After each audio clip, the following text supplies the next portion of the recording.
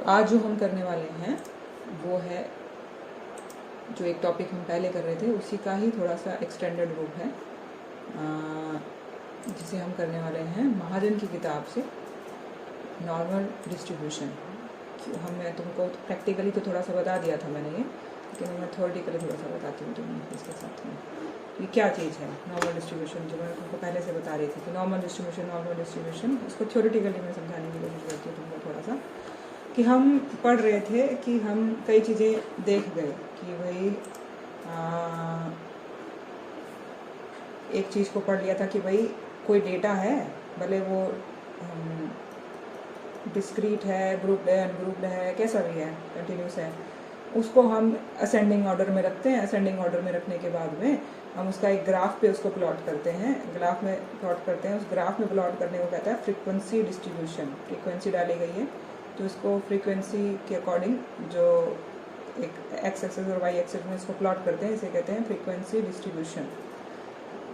ठीक है, तो अब क्या देखा गया है कि जब बहुत सारे नंबर ऑफ लार्ज नंबर कर दिया जाए पॉपुलेशन का, हमारा सैंपल का, एक तरीके से सैंपल साइज बहुत बड़ा कर दिया जाए, बहुत बड़ा मतलब जो हम 60 पेशेंट ले रहे हैं तो बहुत छोटा सा है। तुमको मैंने ग्राफ दिखाए थे कि 300 लोगों का या 600 लोगों का, 900 लोगों का, 1000 लोगों का, जैसे जैसे ये ग्राफ बढ़ता जाता है, नंबर ऑफ पीपल बढ़ते जाते हैं, सैंपल साइज लार्ज होता जाता है, जो हम ग्राफ बना रहे हैं वो थोड़ा सा जिग जैग से कन्वर्ट होते होते जैसे जैसे लार्जर सैंपल साइज होता रहता है वो थोड़ा सा एक पर्टिकुलर टाइप की शेप लेता जाता है। जितना लार्जर सैंपल साइजेस में देखा गया है कि उसका शेप कुछ ऐसा सा दिखता है, बेल शेप काय का।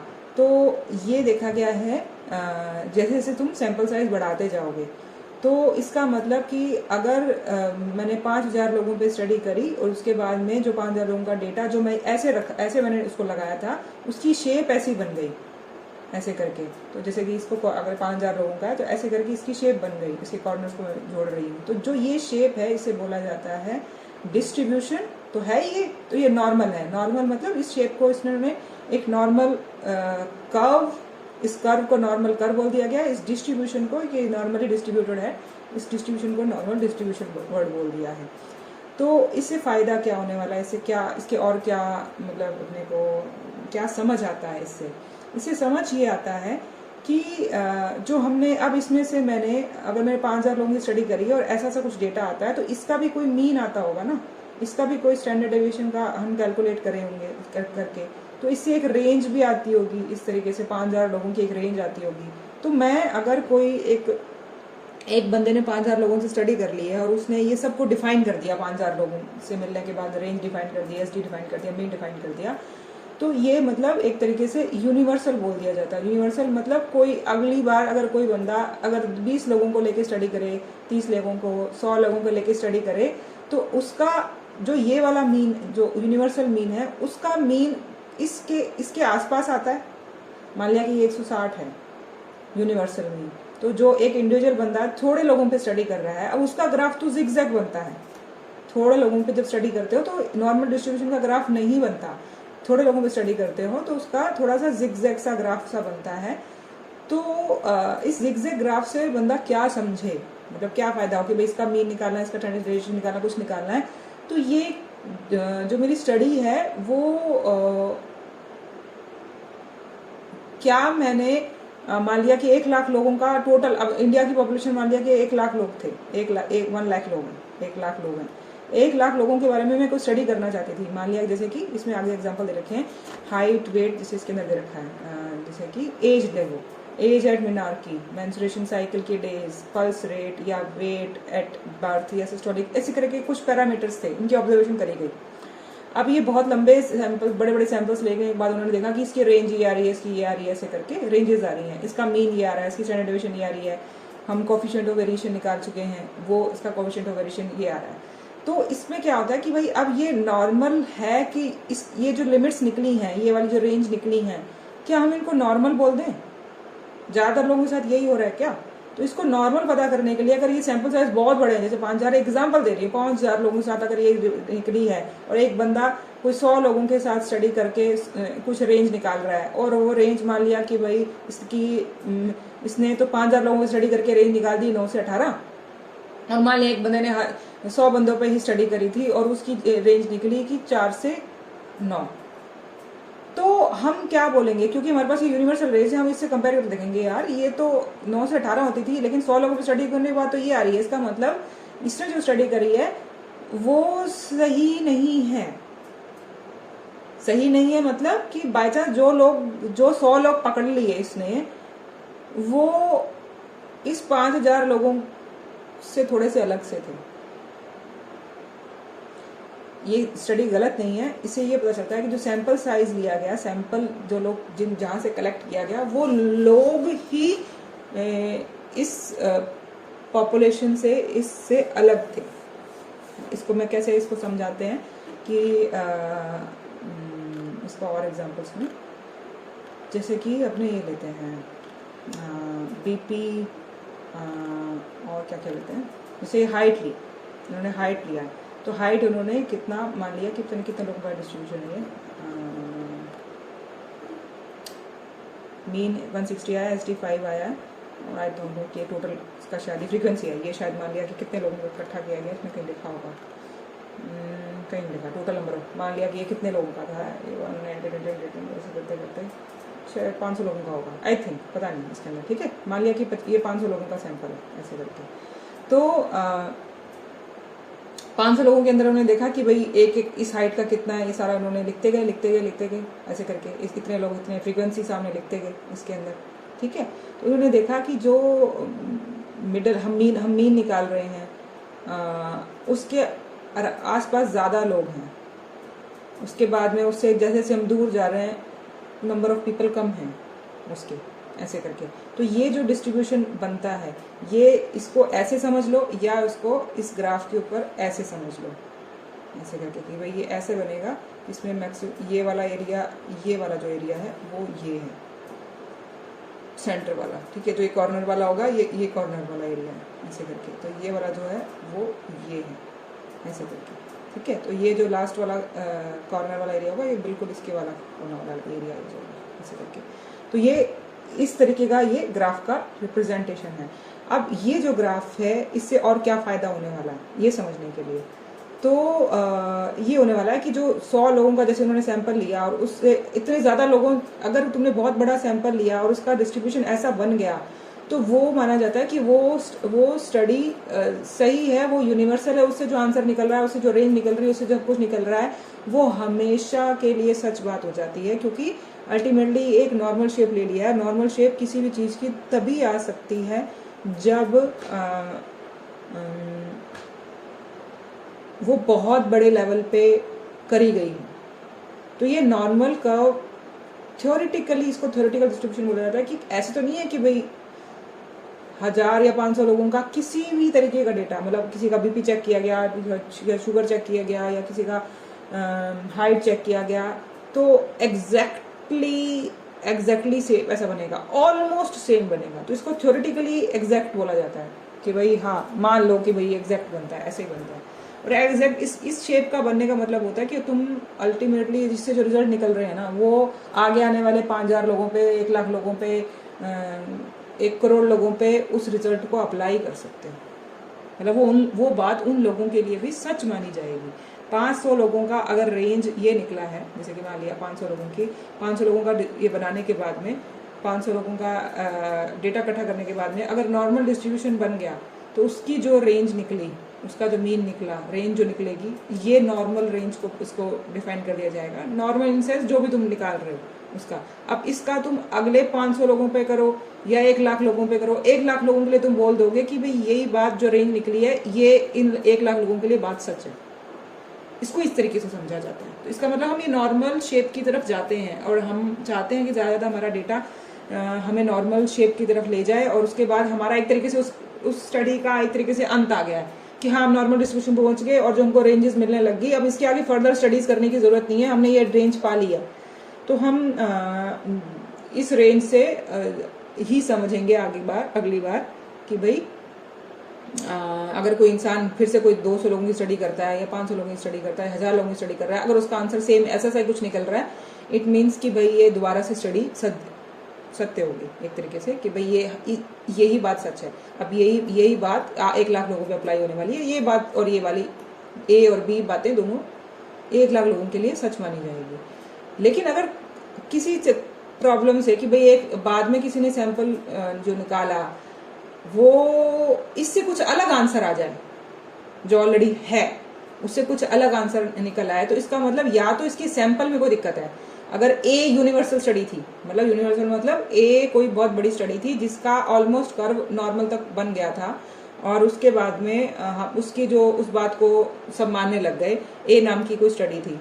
अब बी नाम की कोई स्टडी थी, उसके आंसर ए से थोड़े अलग हैं, इसके जैसे नहीं दिख रहे, तो इस बी पे डाउट किया जाता है कि या तो इसने जो सैंपल इकट्ठा किया वो सही तरीके से नहीं किया, सही लोगों से नहीं किया, या उसने कोई कैलकुलेशन में गलती कर दी है कुछ, तो बी पे डाउट खड़ा होता है। तो ये एक तरीके से स्टैंडर्ड बन जाता है, इसको स्टैंडर्ड मान लेते हैं। ए को स्टैंडर्ड मान लिया जाता है और बी पे डाउट किया जाता है, और बी पे देखा जाता है कि तेरे में क्या लूप होल है। अगर दोबारा से फिर लूप होल पता करने के लिए आता है कि सेम जिस तरीके से इसने किया है, दोबारा से एक सी नाम की स्टडी करो जो सेम बी जैसे बी ने करी थी सेम सी करो, फिर से भी अगर इसके आंसर ए से डिफरेंट आ रहे हैं तो इसका मतलब हम ए पे डाउट कर रहे होते हैं। 2 बार या 3 बार ऐसे डी नाम की स्टडी करके ऐसे करके कि अगर फिर भी आंसर आए, इसका मतलब ए नाम के बंदे ने कोई गड़बड़ कर रखी है जो हमें अभी तक समझ ही नहीं आई है। इसलिए ये एक दूसरे को कॉम्प्लीमेंट करने के लिए, एक दूसरे को भाई अगर बी का आंसर भी ए जैसा आ जाता तो ए के पॉइंट्स और प्लस, अरे भाई ये तो एक ने और स्टडी करी उसके आंसर भी निकाला, सी ने स्टडी करी उसके आंसर सेम आए थे तो एक की स्टडी की और से प्लस, यार ये तो इसके आंसर बिल्कुल सही है, क्योंकि 2 या 3 लोगों ने और भी करके देखी और उसके आंसर भी सेम ही निकल रहे थे। अगर बी सी डी ने स्टडीज करी और उनके आंसर इससे मैच नहीं कर रहे तो हम समझते हैं कि कोई गड़बड़ है ऐसे करके, ठीक है। वो गड़बड़ किस लेवल की है, तो ये है कि भाई एक नॉर्मल डिस्ट्रीब्यूशन हमें इस तरीके से हेल्प कर रहा है समझने में, कंपेयर करने में। दूसरा एक तरीके का डेटा प्रेजेंट होता है जिसमें कोई मीन आने लग जाता है, स्टैंडर्ड डेविएशन आने लगता है, वो एग्जैक्ट हमें वैल्यूज मिलने लगती हैं, तो वो वैल्यूज को समझने में फिर कि भाई उस वैल्यूज का तुम्हें बताया था कि वो वैल्यू एक जैसे कि ये दिखाया कि भाई इस एरिया के अंदर ये मेरा मीन है और मीन के अराउंड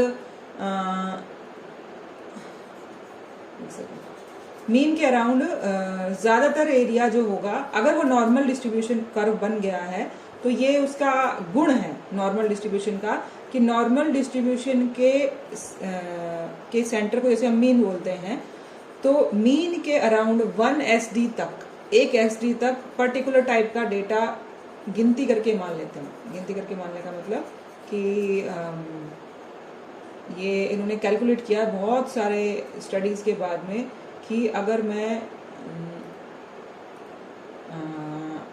नॉर्मल डिस्ट्रीब्यूशन बना देता हूँ, जिसे नॉर्मल डिस्ट्रीब्यूशन कर्व बना देता हूँ और ये उसका मीन आ जाता है और उसका 1 SD की दूरी तक 1 SD यहाँ है, तो 1 SD का जो डेटा होता है वो ऑलमोस्ट 68% ऑल ओवर डेटा का 68% एरिया घेर लेते हैं। मतलब 68% लोगों के लिए वो बात सच होगी, मतलब 68% लोगों की हाइट 155 से 162 के बीच में हाइट है। और अब उसके आगे का स्टेप कि भाई जिसके बाद के जो कॉर्नर्स बचे हैं तो वो होगा कि भाई यहाँ से लेकर यहाँ तक कि भाई 150 से लेकर 172 तक 95% लोगों का, जिसे हमने कहते हैं 2 SD की अगर हो, ये 1 SD है और ये 2 SD तक पहुँच गया, ऐसे करके 2 SD तक दोनों साइड 1 SD दोनों साइड, 2 SD दोनों साइड। अगर ये दोनों साइड को हम इसको लेंगे, कैलकुलेट करेंगे तो वो जो परसेंटेज कवर हो रही होगी वो 95% लोगों के साथ हो रही होगी। ऐसे करके ये 95% लोगों के बाद ये बात सच हो गई।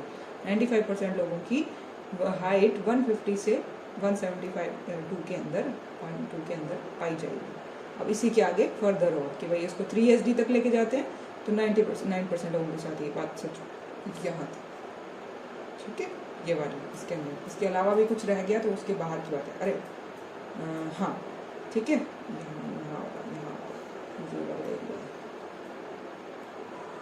ये वाला ठीक है, ये वाला यहाँ तक। तो अब इससे क्या होगा कि ये मैंने कल पहले 2SD वाली 145 से लेकर ये 2SD है, ये 2SD है, ये मीन हो गया अरे मीन, ये 2SD तो ये होगा ना, 3SD ये है, यस 3SD ये 3SD के बाहर की है, ठीक है। ये आएगा 1SD, ये आएगा 2SD और ये आएगा 3SD, और 3SD के बाहर की बात है ये वाली इसके अंदर। तो अब इसमें क्या करना है कि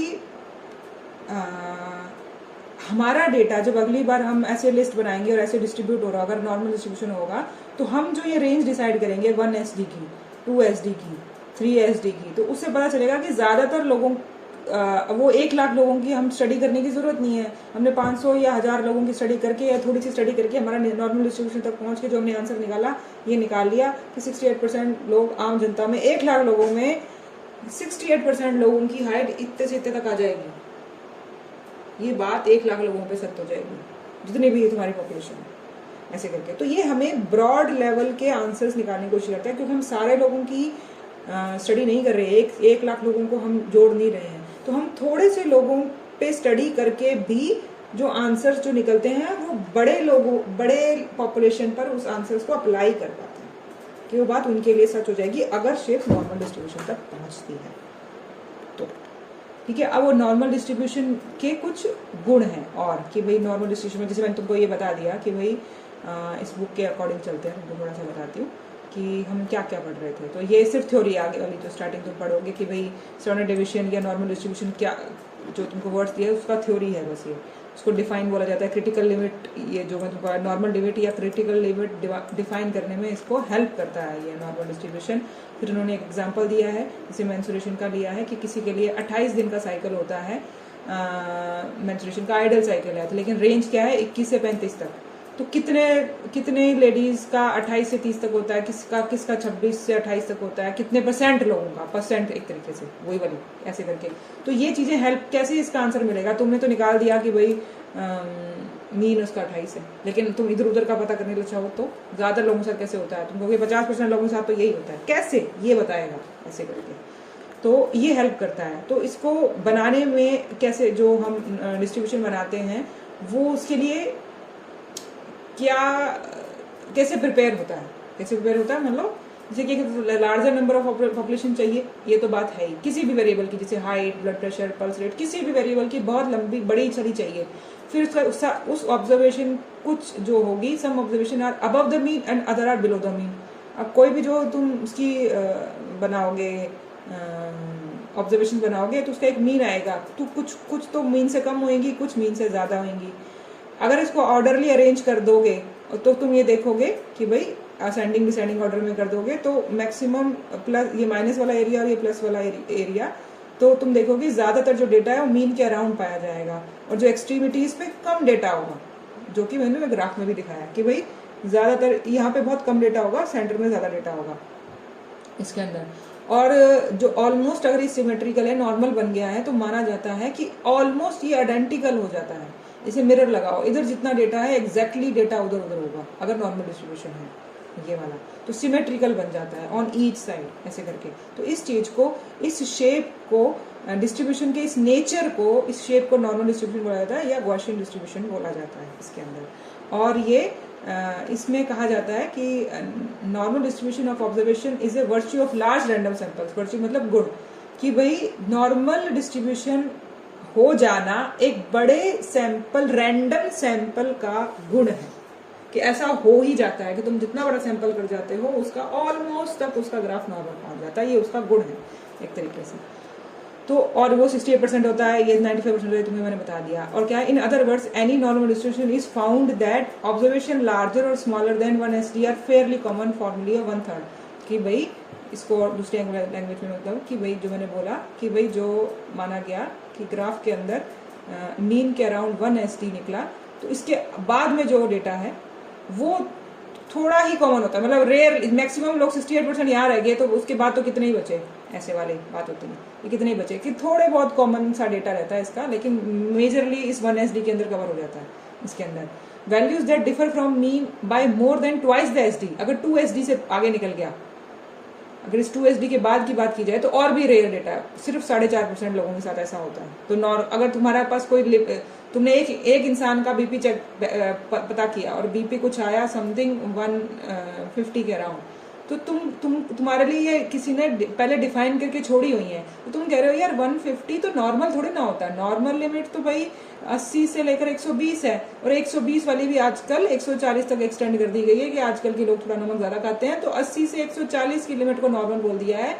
150 वाली नॉर्मल नहीं है, तो नॉर्मल मेनली है कि इसने हमारे को एक नॉर्मल दिया, तो इसका मतलब हमारे वाला पेशेंट यहाँ पहुंचा हुआ है 2 एसडी से भी आगे, तो हमें कहेंगे ये नॉर्मल नहीं है, तुझे कोई दिक्कत है ऐसे करके कि 150 कैसे पहुंच गया, 140 से तो मैं बोलूँ। तो ये लिमिट्स हमें इसको डिफाइन करने में हेल्प करती हैं। अब हम जो चीज़ें ऑलरेडी डिफाइंड है, कुछ नया डिफाइन कर रहे हैं, अब ये डिजीज के लिए हम डिफाइन कर रहे हैं ऐसे करके, तो आगे आगे आगे वो चीज़ें हेल्प कर रही हैं। तो ये उसके आगे का कि 2 एसडी 3 एसडी तक कितना डेटा आता है ये समझने के लिए। फिर आ गया डिस्ट्रीब्यूशन, के डिस्ट्रीब्यूशन सेम ही चीज को एग्जांपल दिया गया। Demonstration of a normal distribution, demonstrate कैसे करते हैं, पहले लार्ज डेटा इकट्ठा करो, असेंडिंग डिसेंडिंग ऑर्डर में लगाओ, फिर उसको रखो, उसकी रेंज डिसाइड करो, रेंज के बाद वो जो मैंने बोला कि जैसे कि रेंज है, ये रेंज क्या है, मान लिया कि भाई मीन के आसपास मीन था 160 और एसडी है 5, तो 1 एसडी ये है 5 ऐसे करके 5, तो हम बोलोगे 155 से लेकर 165, जो मैंने बोला ये 1 एसडी की रेंज है ऐसे करके, ये वाली ये 1 एसडी की रेंज है, 1 एसडी और ये 1 एसडी ऐसे करके रेंज होगी। तो ये 60% डेटा रख रहा है। तो हम इस तरीके से पूरा थ्योरेटिकल जो तुम्हें बता दिया वो उसकी थ्योरी है यहाँ पे। फिर ये नॉर्मल कर्व बनाएगा, जो नॉर्मल कर्व, इस शेप को नॉर्मल कर्व बोल दिया जाता है कि नॉर्मल कर्व बनाएगा। अब इस नॉर्मल कर्व के क्या और क्या कैरेक्टरिस्टिक आते हैं, जैसे क्वेश्चन आया था नॉर्मल डिस्ट्रीब्यूशन लिखो क्या चीज होती है और नॉर्मल डिस्ट्रीब्यूशन के कैरेक्टरिस्टिक्स लिखो, तो इसको कहा जाता है बेल शेप या ब्रेस्ट शेप बोला जाता है। बेल शेप मतलब घंटी, उसको कि भाई जो हम मंदिर में घंटी बजाते हैं तो उसकी ऐसी होती है वो घंटी ऐसे करके नीचे से, तो ऊपर ऐसे घंटी लगी होती है ऐसे करके, तो तुमने देखा होगा वो घंटी अंदर से घंटी बजती है मंदिर वाली, तो उसकी जो घंटी का शेप है उसके अकॉर्डिंग इसको बोला गया कि बेल शेप कर्व होता है। सिमेट्रिकल है, इधर उधर सिमेट्री होती है बराबर। मीन और मीडियन कोइंसाइड करते हैं, मतलब इसके अंदर यहाँ जो उसका मीन निकला है वो ही इसका मीडियन भी है, वही इसका मोड भी है। नॉर्मल डिस्ट्रीब्यूशन के अंदर मीन ही तीनों चीजों का होता है, क्योंकि सबसे ज्यादा फ्रीक्वेंसी किस चीज की होगी तो मोड भी वहीं से निकल आएगा। मीडियन भी इसी का होगा, क्योंकि मीडियन मतलब 50%, जो 50 एग्जैक्टली 50 इधर बांटता था 50 इधर बांटता था, तो ये मीडियन भी एग्जैक्टली ये होगा ये। तो तीनों ही चीजें, मीन मोड मीडियन, तीनों ही चीजें नॉर्मल डिस्ट्रीब्यूशन में एक ही आंसर होता है। ये इसका गुण है ऐसे करके। फिर इट हैज 2 इन्फ्लेक्शंस, मतलब इसके अंदर क्या होता है, इसकी शेप है जो इसका परिवर्तन का, जैसे ये शेप है तो एक साइड तो ये ऊपर चढ़ रहा है और फिर ये थोड़ी सी शेप बदल के ऐसे कर रहा है, फिर ये इस साइड ऐसी शेप बदल रहा है। तो इसमें तुम देख रहे हो कि यहाँ से लेकर यहाँ तक तो ऐसा शेप है एक तरीके से, मतलब तुम देखोगे ऐसा शेप है सम ऐसा, जैसे कॉन्वेक्सिटी, और ये है कॉनकेव ऐसे करके, फिर ये ऐसे फिर से कॉन्वेक्सिटी ऐसे करके। तो ये जो शेप है जो 1 एसडी तक, ये 1 एसडी का एरिया होता है। 1 एसडी को अगर मार्क कर देते हो यहाँ पे, तो जो 1 एसडी के बाद की जो शेप होती है इसको पॉइंट ऑफ इन्फ्लेक्शन बोलते हैं कि बदलने का। यहाँ से यहाँ तक एक शेप है और 1 एसडी के बाद में ये अलग शेप है। 2 शेप्स होती है, कॉन्वेक्स और कॉनकेव दोनों पाई जाती हैं इसके अंदर, ठीक है। तो ये दोनों शेप इसका गुण होता है इसके अंदर, और 1 एसडी का जो पॉइंट है वो इस पॉइंट को पॉइंट ऑफ इन्फ्लेक्शन डिसाइड करता है, इसे कहते हैं पॉइंट ऑफ इन्फ्लेक्शन, ठीक है। और उसके बाद में ये थ्योरेटिकल वाइज तुम्हें पता करेगा। और ये बना कैसे है, मतलब ये कैसे बना, ये जो ग्राफ कैसे बना, तुमने ये देखा कि भाई जो तुम्हारा डेटा था वो तुमने जैसे 142.5, 145, 147, 150, 152, तुम ये देख रहे हो कि ये जो तुमने ग्राफ बनाया है इसका कुछ इंटरवल बड़े छोटे हैं, कम वाले इंटरवल है। अगर ये मान दिया कि सारा एक ही इंटरवल बना दिया होता तो ये सारा एक ही ग्राफ ऐसे करके और ये एक ग्राफ ऐसे बन जाता। तुमने छोटे छोटे इंटरवल्स पे सारा डेटा अरेंज किया और उसमें देखा कि जो ग्राफ बना वो ऐसा बना, हिस्टोग्राम। तो इसके लिए जो इसको बोला जाता है फ्रीक्वेंसी कर्व या कंटिन्यूअस फ्रीक्वेंसी ग्राफ। फ्रीक्वेंसी मतलब ये फ्रीक्वेंसी तो थी ना, एक चीज कितनी बार आई। अब यहाँ से लेकर 147 लेकर 150 के बीच का जो डेटा है वो 15 बार आया है, तो ये फ्रीक्वेंसी है उस चीज की। तो ये फ्रीक्वेंसी डाली गई उसके ऊपर उस डेटा की, तो ये फ्रीक्वेंसी जो थी वो फ्रीक्वेंसी तुमने इसमें पुट करी है। और फ्रीक्वेंसी के जब तुम पॉइंट्स मैच करते हो ग्राफ्स के, तो वो एक कर्व बनाता है, जिसे हम नॉर्मल कर्व बोल रहे हैं। इस डिस्ट्रीब्यूशन को नॉर्मल डिस्ट्रीब्यूशन बोल रहे हैं। तो इसको डिस्ट्रीब्यूट किया गया है ऐसे, ये है डिस्ट्रीब्यूशन, और ये उसके बाद में फ्रीक्वेंसी की तरह प्लॉट किया गया है, एक फ्रीक्वेंसी डिस्ट्रीब्यूशन है उसके अंदर। और जो ये शेप है उसे बोलते हैं कर्व, को नॉर्मल कर्व बोला जाता है, नॉर्मल डिस्ट्रीब्यूशन। ठीक है, नॉर्मल डिस्ट्रीब्यूशन मतलब वर्ड ही नॉर्मल डिस्ट्रीब्यूशन समझना कि भाई नॉर्मल डिस्ट्रीब्यूशन का मतलब कि जो मैं डेटा रख रहा हूँ उसका शुरू में और बीच में हाइट आएगी और बाद में फिर से वो नीचे जाएगा, और ऑलमोस्ट इधर का और इधर का left side right side almost identical बनेगा, इसे कहते हैं नॉर्मल डिस्ट्रीब्यूशन वर्ड। ठीक है, अब इससे फायदा, इसका नेक्स्ट है। यहां तक समझ आया? इसमें कोई क्वेश्चन है? क्योंकि इसका आगे का क्वेश्चन ये इससे ज्यादा नहीं आएगा तुम लोग में।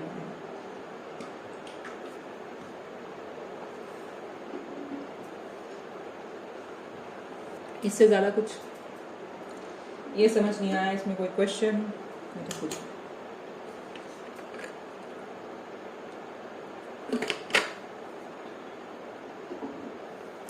ठीक है, आगे चलते हैं। आगे में ये थोड़ा सा तुम्हें बताने की कोशिश करती हूँ। अब मुझे ये देखो कि भाई एक बात कि इसके अंदर जो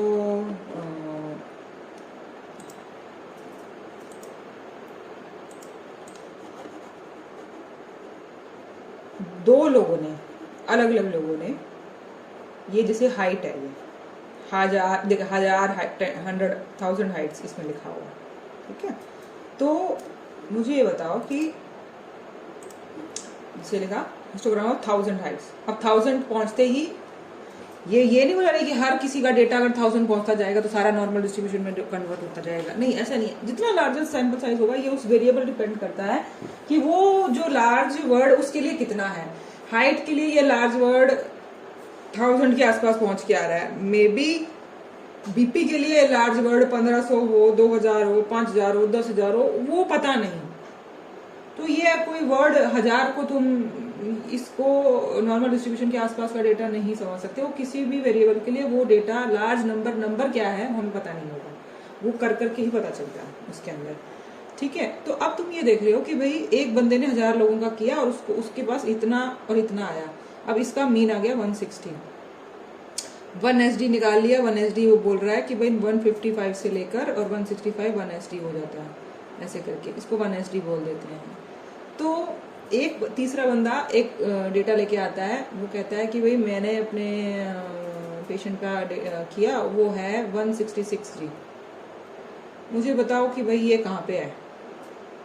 तुम ये देखते हो कि यार 155 156 166 तो यहाँ पे है, तो मीन इसका यहाँ पे था और ये 1 SD से थोड़ा सा आगे है। और 2 SD कहाँ पाया गया था? 2 SD आई थिंक 170 के आसपास था, पता नहीं, वो देखना पड़ेगा।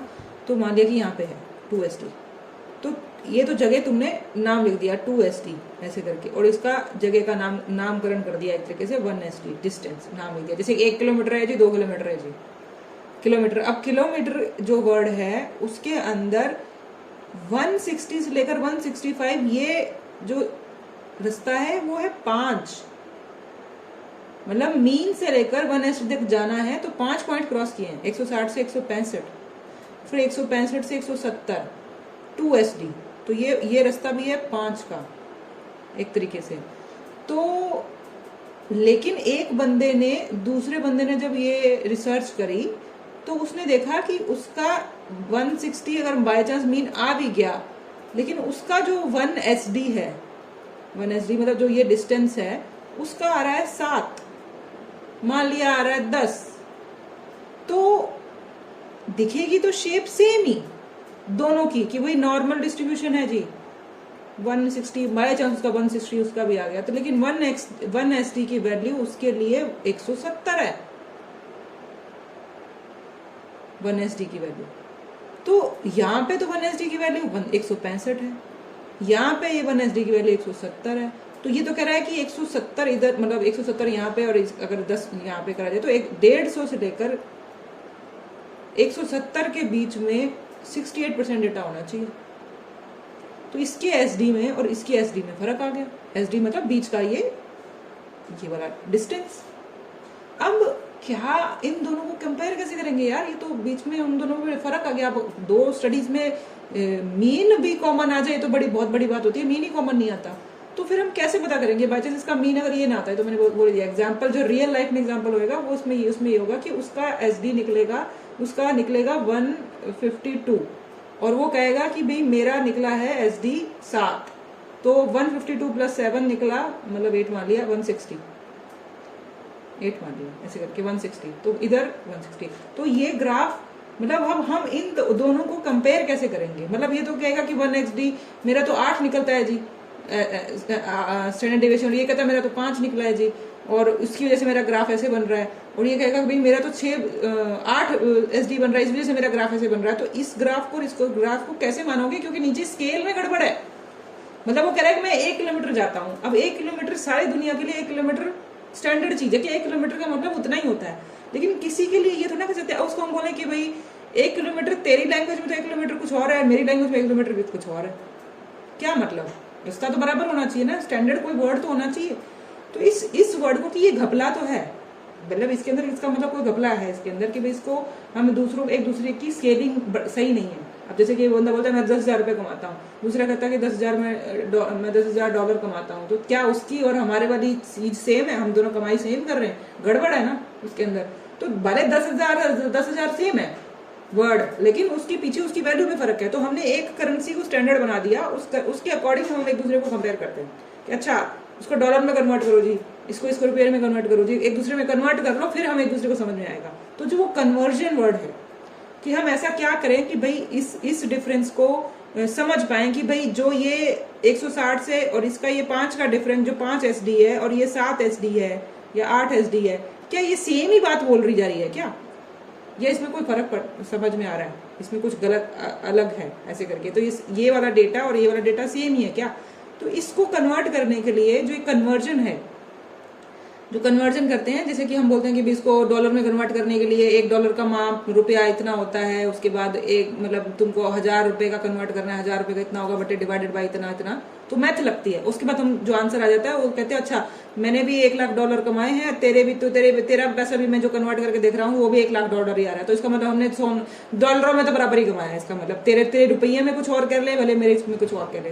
तो ये जो हम एक ही यूनिट में कन्वर्ट कर लेते हैं, एक ही चीज को, दोनों चीज को कि एक ही यूनिट में कन्वर्ट कर लेते हैं, उसको इस लैंग्वेज में हम बोलते हैं, जो इसकी लैंग्वेज बोला जाता है जेड वैल्यू